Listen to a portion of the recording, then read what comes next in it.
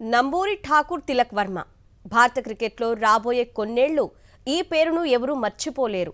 Asia cup ఫైనల్లో అతని ఇన్నింగ్స్పై అభిమానుల్లో సుదీర్ఘకాలం చర్చ సాగటం ఖాయం. కష్టాల్లో ఉన్న జట్టుకు నేనున్నానంటూ ఆదుకున్నాడు. సమయం పాటిస్తూ అవకాశం దొరికిన ప్రతిసారి చెలరేగిపోయాడు. జట్టును విజయ తీరాలకు చేర్చాడు. ఆసియా కప్ టోర్నీలో ఆశాంతం అసాధారణ ప్రదర్శనతో జట్టుకు వరుస విజయాలు అందించిన అభిషేక్ శర్మ ఆరంభంలోనే వెనుదిరిగాడు. సూర్య, గిల్ విఫలమయ్యారు. టీమిండియా 3 వికెట్లు కోల్పోయి స్కోర్ 20గా ఉన్నప్పుడు జట్టును గెలిపించేదెవరు అని భారత అభిమానుల్లో ఒక రకమైన ఆందోళన నెలకొంది. ఈ స్థితిలో నేనున్నానంటూ తిలక్ వర్మ నిలబడ్డాడు.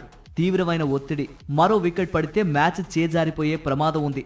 క్రీజ్లో నిలబడి జాగ్రత్తగా ఆడాలా లేక భారీ షాట్లకు పోవాలా అనే సందేహాల నడుమ అతని ఇన్నింగ్స్ ప్రారంభమైంది. కానీ తిలక్ ఏమాత్రం తడబడలేదు.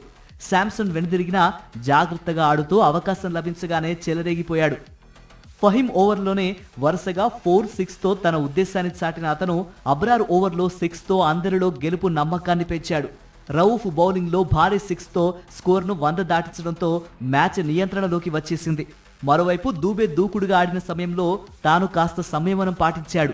8 పరుగులు చేయాల్సిన దశలో డీప్ స్క్వేర్ లెగ్ వైపు కొట్టిన భారీ సిక్సర్ ఎప్పటికీ గుర్తుండిపోతుంది. దాదాపు 10 నెలల క్రితం దక్షిణాఫ్రికా గడ్డపై తిలక్ వర్మ వరుసగా 2 టీ20లో సెంచరీలతో చెలరేగాడు. ఆ తర్వాత భారత్కు రాగానే టీ20 క్రికెట్లో వరుసగా 3 సెంచరీలు బాదిన ఏకైక ఆటగాడిగా కొత్త రికార్డు సృష్టించాడు. ఆ తర్వాత చెన్నైలో ఇంగ్లాండ్పై అజేయంగా చేసిన 72 పరుగులు అతని సత్తాను మరోసారి చూపించాయి. అయితే కొద్ది రోజులకే ఐపీఎల్లో అతనికి అవమానకర స్థితి ఎదురైంది. ఈ సీజన్లో లక్నోతో జరిగిన మ్యాచ్లో టీమ్ మేనేజ్మెంట్ అనూహ్యంగా గతంలో ఎన్నడూ లేని విధంగా రిటైర్డ్ అవుట్తో తిలక్ను బయటకు పంపించారు. అయితే అదృష్టవశాత్తు ఐపీఎల్లో ప్రదర్శన తిలక్ అంతర్జాతీయ కెరియర్పై ప్రభావం చూపించలేదు.